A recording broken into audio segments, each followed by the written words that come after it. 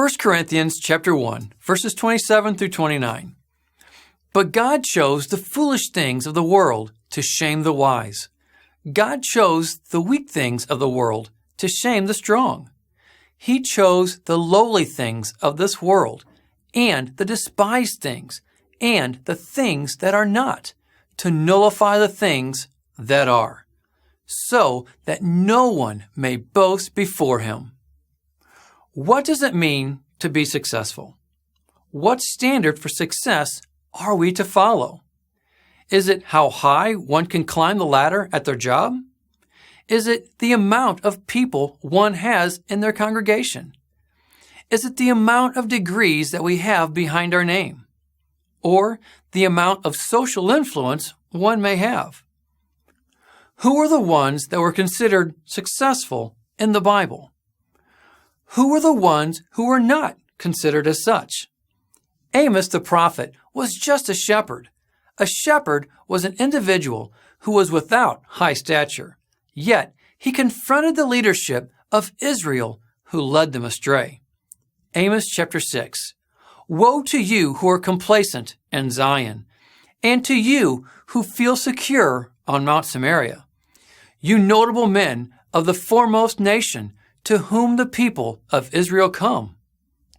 Yahweh is very much into using nobodies against the somebodies. Think about it.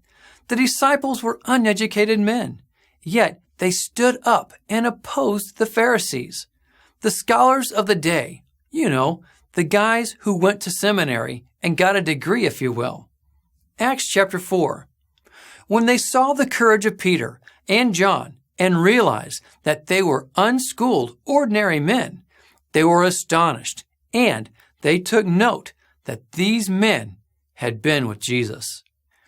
It was the unschooled disciples who led the church, while the schooled Pharisees, the professionals of the day, led God's people astray in their own righteousness that was passed down by tradition. Trained professionals. I've heard of many pastors scoffing at students of the Word when they differ with them. They normally respond with something like, "You haven't even gone to school. How can you know anything deep about the Scriptures?" Oh, they may not say those exact words, but for many, they may as well. Their attitude, though polite as they may try, is condescending with what seems to be an intent of elevating themselves, simply because they have a degree or diploma from a college or seminary, to which I politely respond with 2 Corinthians chapter 3, verse 1. Are we beginning to commend ourselves again? Or do we need, like some people, letters of recommendation to you or from you? History has shown that it was the trained professionals who rejected Yahweh's word from the prophets. It was the trained professionals who rejected Yahweh's word from the Messiah. And it was the trained professionals who rejected Yahweh's word from the disciples.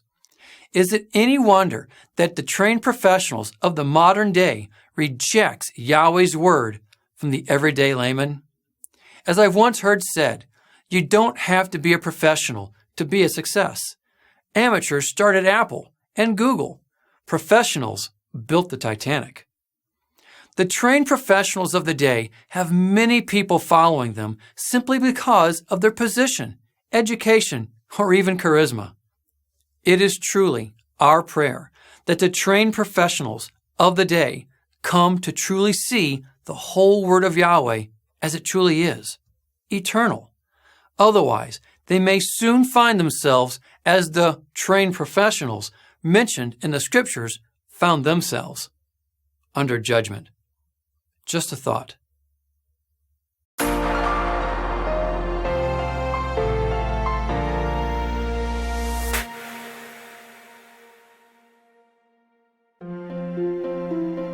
It is because of you, our generous supporters, who make it possible to offer these high-quality teachings completely free of charge. If you feel led to support 119 Ministries so that we can continue this effort, please visit testeverything.net and click on the Support 119 tab. Learn how you can partner with us to take the whole Word of God to the nations.